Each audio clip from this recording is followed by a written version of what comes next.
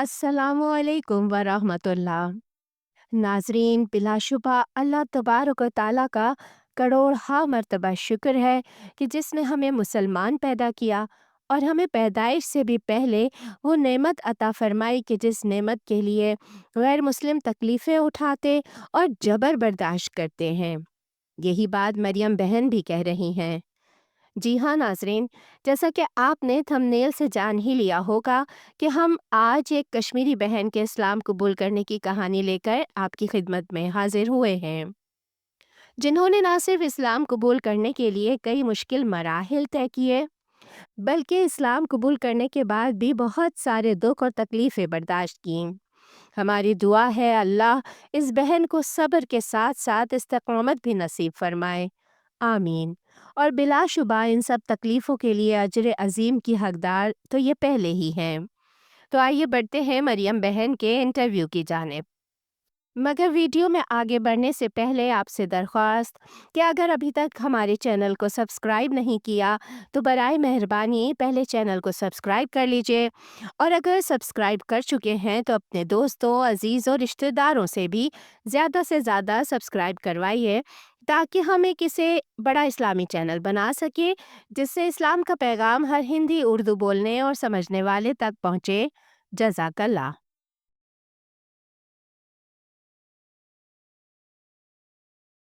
جی کیا حال ہے مریم؟ ٹھیک ہے آپ؟ الحمد الحمد للہ۔ مریم، آپ کا تعلق جیسے کہ ہمیں پتہ ہے کہ کشمیر سے ہے، اور Kashmir as a beautiful city of, اور آپ وہیں پہ پیدا ہوئی تھی؟ جی، میرا تعلق آزاد کشمیر سے ہے، میں وہیں پہ پیدا ہوئی ہوں۔ اچھا، ماشاء اللہ۔ کہاں تک آپ نے تعلیم کہاں تک حاصل کی؟ ماشاء اللہ، گریجویشن۔ اچھا۔ اور آپ کے تو ماشاء اللہ بڑے کرسچن اسکول بھی ہیں وہاں پہ تو؟ جس ایریا میں رہتی ہوں اور یا جس علاقے سے میرا تعلق ہے وہاں پہ ایسا کوئی علاقے نہ کرسچن اسکولس نہیں تھے۔ اچھا۔ اور یعنی آپ جو ہے وہ پریکٹسنگ کرسچن تھے؟ آپ کا گھرانہ جو ہے وہ پریکٹسنگ کرسچن ہے؟ ہمارا تعلق چونکہ کیتھل سے تھا، منگلا کے پاس ہی تھا، تو وہاں پہ ہم چرچ کے ہی بھی جایا کرتے تھے، پھر اسلام آباد چلے جاتے تھے، جرم آ جاتے تھے، وہاں بھی تایا ہوتے تھے، تو ہر ایونٹ کے اوپر ہم لوگ وہاں پہ چلے جاتے تھے عبادات کے۔ ویل یو واز کرسچن، تو مسلمانوں کا یعنی آپ کے ساتھ کیسا رویہ ہوگا؟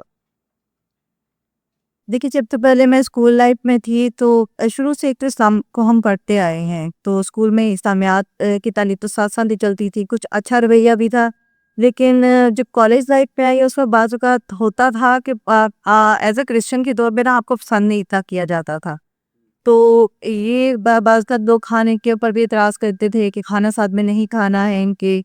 تو پھر جب میں نے اپنا گریجویشن کمپلیٹ کیا کالج سے، تو جس جگہ پہ جس ادارے میں نے جاب سٹارٹ کی وہاں پہ میرے ایک ٹیچر تھے، وہ انگلش لینگویج کا کورس وہاں پہ کروا دیتے، تو اس وقت وہ مجھے تھوڑا بہت نا اسلام کے بارے میں گائیڈ کرتے تھے، چونکہ تعلیم تو چونکہ اسکول میں پڑھتے آئے ہیں اسلام کے بارے میں، تو اس وقت انہوں نے بہت زیادہ اس بارے میں نا گائیڈ کرنا شروع کر دیا تھا اسلام کو، کہ تمہیں عید کے بارے میں سارا پندہ ہے، رمضان کے بارے میں بتا تو تم اسلام قبول کیوں نہیں کرتی ہو۔ تو میں آگے سے ہنس دیا کرتی تھی کہ آپ لوگ تو خود جو ہے بعض اوقات لوگوں کے ساتھ اس طرح سے مس بہیو کرتے ہیں کہ ان کے ساتھ کھانا نہیں کھانا چاہیے، تو اس طرح سے کے ساتھ بات نہیں کرنی چاہیے، لیکن اس طرح سے پھر جو ہے میں نے ایسا ایسا نا میں نے جب ساری تعلیم تو تھی اسلام کی، تو وہ کہتے تھے دیکھو کہ آپ جو ہے نا اسلام کو پڑھنا شروع کرو، دیکھو باقی لوگوں کو من دیکھو، آپ خود سے اسلام کی اسٹڈی کرنا شروع کرو۔ میں آڈینس سے پوچھنا چاہتا ہوں کہ یہ جو ابھی انہوں نے بات کی ہے کہ مسلمانوں کا جو ہے وہ ایٹیٹیوڈ یا ان کا جو ایک رویہ ہے وہ کرسچنز کے ساتھ، تو کوئی بتا سکتا ہے کہ اسلام نے غیر مسلموں کے ساتھ کیا رویہ روا رکھنے کا حکم دیا ہے؟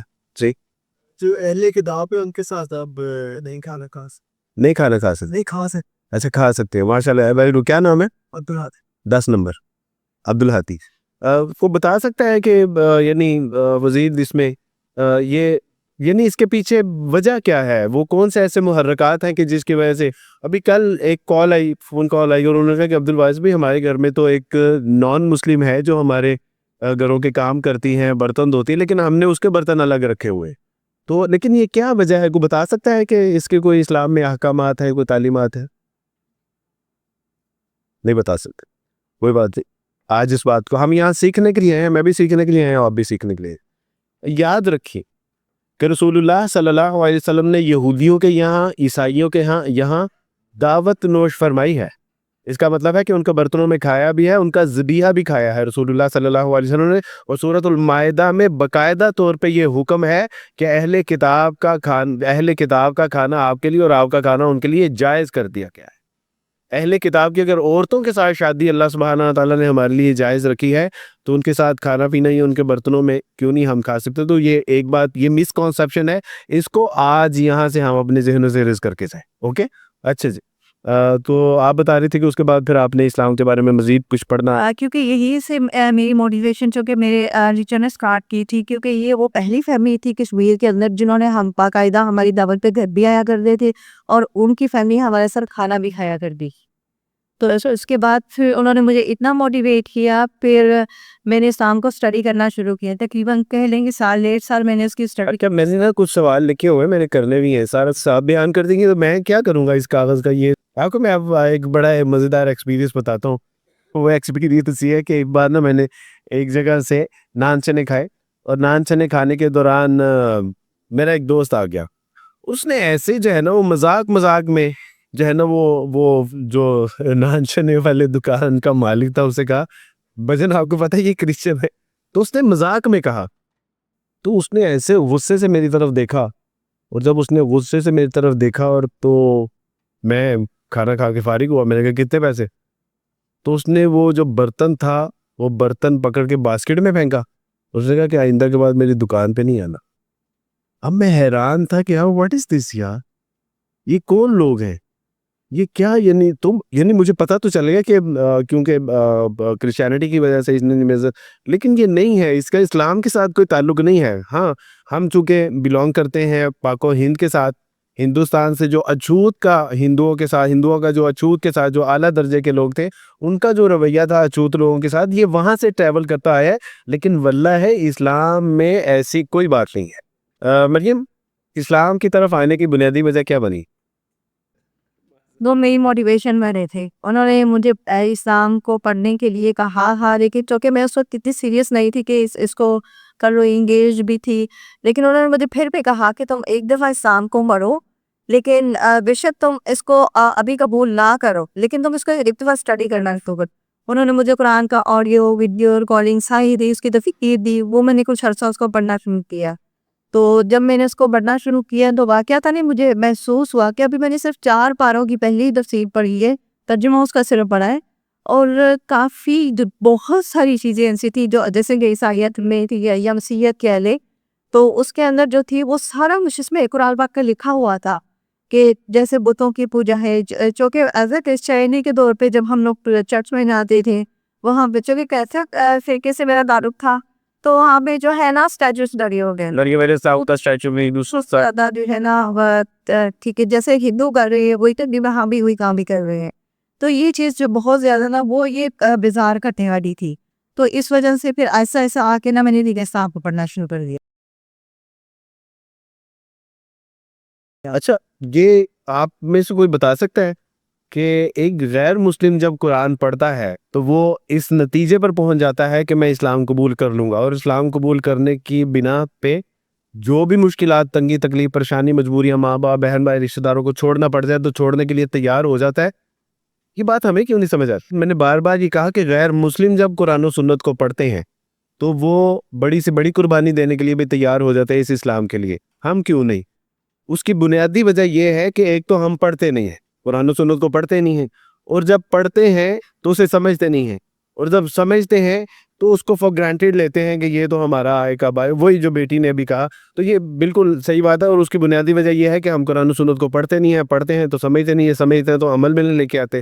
تو یہ اس کی بنیادی وجہ ہے. اس لیے ادھر جو ہے وہ ڈاکٹر کیری ویلر اسلام امریکن یونیورسٹی میں اس کو ایک پروجیکٹ دیا گیا کہ جی آپ نے اسلام کو جو ہے وہ اس میں قرآن میں ہسٹوریکل گرامیٹک کے پوائنٹ آف ویو سے اور سائنٹیفک آپ نے اس میں جو ہے وہ ایرر نکالنے ہیں، غلطیاں نکالنی ہیں.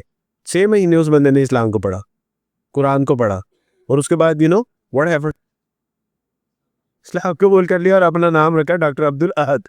اب یہ وہ شخص ہے جو غلطیاں نکالنے کے لیے قرآن کو پڑھ رہا ہے، اور قرآن ایک ایسا معجزہ ہے کہ اپنے ناقد کرٹیکل اینگل سے بھی اسٹڈی کرنے والے کو ہدایت سے مستفید. تو اس لیے جب ہم بھی اس کو دیکھیں گے تو انشاءاللہ اللہ تعالی ہمیں بھی ہدایت سے مستفید فرمائیں گے.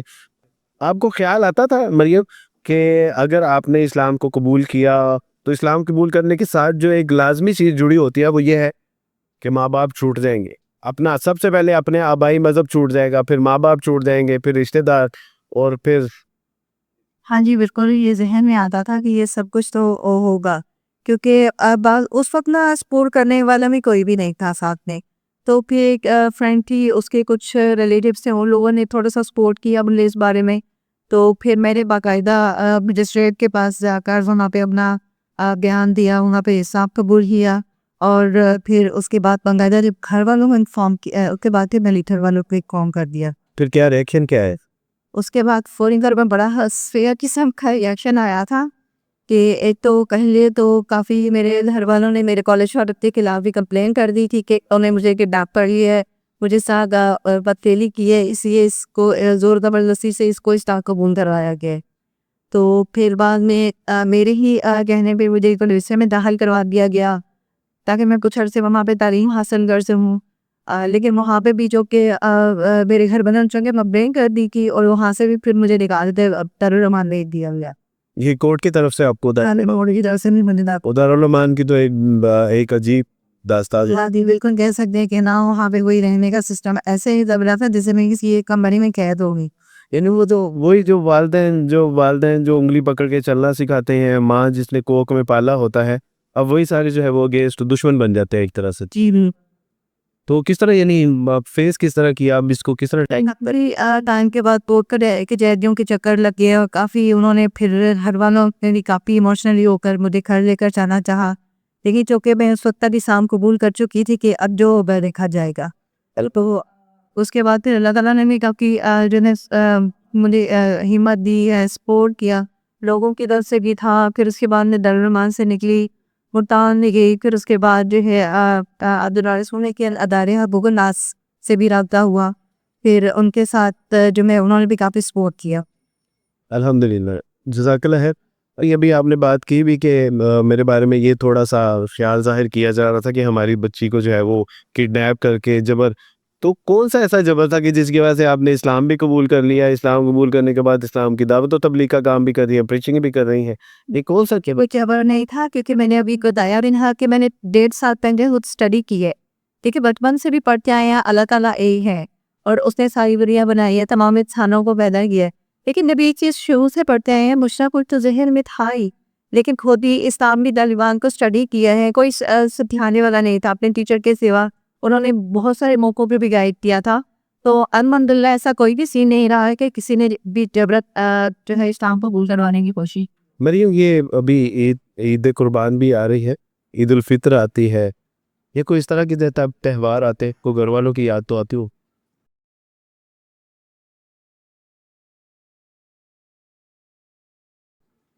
ظاہر ہے جنہوں میں یاد آتی ہے، کیونکہ میرے اسلام قبول کرنے کے 7 ماہ کے بعد میری زندگی ڈیتھ ہو گئی تھی، اور اس کا تو سب سے زیادہ ہیپی ایوننگ کو مس کر دیا کیونکہ ان کو میں نے دیکھتا ہی نہیں. ان تک اسلام کا پیغام پہنچانے کا موقع بھی نہیں ملا. ظاہر ویسے یہ وہ بات جیسے آپ نے مہینے نہیں کہی تھی کہ ہم تک یہ پیغام پہلے پہنچایا نہیں گیا. اب دیکھیں اس معاملے میں بھی ہم لوگ بھی اتنے ہی لیٹ ہو گئے کہ دیکھیں میری امی بھی دنیا سے بغیر اسلام قبول کیے چلی گئی. بس یہ آپ یاد رکھیں کہ میرے والد صاحب بھی اس دنیا سے اسلام قبول، بیٹا یہ میری اور آپ کی ذمہ داری ہے، اور اگر اس کا حق ادا نہیں کیا تو روز حشر والے دن ہمارا گریبان ہوگا اور غیر مسلموں کا ہاتھ ہوگا. کہ اللہ سبحانہ وتعالیٰ آپ نے ان کو توحید عطا فرمائی تھی، آپ نے ان کو یعنی رسول اللہ صلی اللہ علیہ وسلم کا پیغام، تعلیمات، ہر چیز آپ نے، لیکن یہ اپنے معاملات میں تو شب و روز گزارتے رہے، لیکن انہوں نے کبھی ہمیں اسلام کا پیغام پہنچائے نہیں، انہوں نے بتایا نہیں کہ آخرت کی کامیابی اور کامرانی کیا. مریم فرض کریں کہ اگر آپ کو یہ آپشن دیا جائے کہ آپ کی امی ابو بہن بھائی رشتہ دار مال و دولت گھر بار ایچ اینڈ ایوری تھنگ آپ کو پلس کر کے دے دیا جائے گا، بس اسلام چھوڑ دیں، آپ کا کیا فیصلہ؟ یہ تو نہیں ہو سکتا کہ اسلام ایک ایسی نعمت ہے کہ اس میں آپ کسی بھی چیز کو چھوڑ سکتے ہیں. کہ جب میں نے اسلام قبول کرنے کا فیصلہ کیا تھا تب میں نے بھی یہ نہیں سوچا تھا کہ یہ ساری زندگی میرے ساتھ ہی رہ سکتے ہیں. بارک اللہ فیکم. اللہ تعالیٰ آپ سے یوتھ کے لیے کوئی پیغام دینا چاہیں آپ؟ جی یوں تو بھی یہی پیغام ہے کہ آپ لوگوں کو تو اسلام تو ایک سونے کی تھالی میں پیش کیا گیا ہے.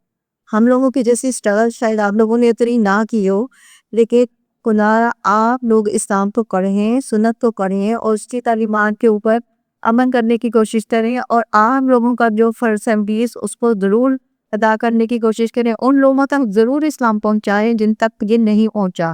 میرے ساتھ ساتھ یہ آپ لوگوں کی بھی ذمہ داری ہے. ماشاء اللہ بارک اللہ فیکم. اللہ سبحانہ و تعالیٰ آپ تمام احباب کو جزائے کثیر عطا فرمائے، اور ہمارے نیو مسلم بہن بھائیوں کے لیے دعا کیجیے. اور آپ نے اس اسلام کو بطور نعمت سمجھنا ہے، پڑھنا ہے، اس پہ عمل کرنا ہے، اور اس نعمت کو آگے ان لوگوں تک پہنچانا ہے جو لوگ اس سے محروم ہیں. اور اللہ سبحانہ و تعالیٰ سے دعا کریں کہ اللہ سبحانہ و تعالیٰ ہمارے ان بہن بھائیوں کی جو محرومیاں ہیں، جو ان کے مسائل ہیں، مصائب ہیں، اللہ اپنے فضل سے، اپنی رحمت سے ان کے ان تمام معاملات میں ہمیں ان کا معمد و معاون اور سپورٹر بننے کی توفیق عطا فرمائے. ویلکم ٹو اسلام شو کے ساتھ میں عبد الوارث آپ سے اجازت. بارک اللہ فیکم. السلام علیکم ورحمۃ اللہ وبرکاتہ.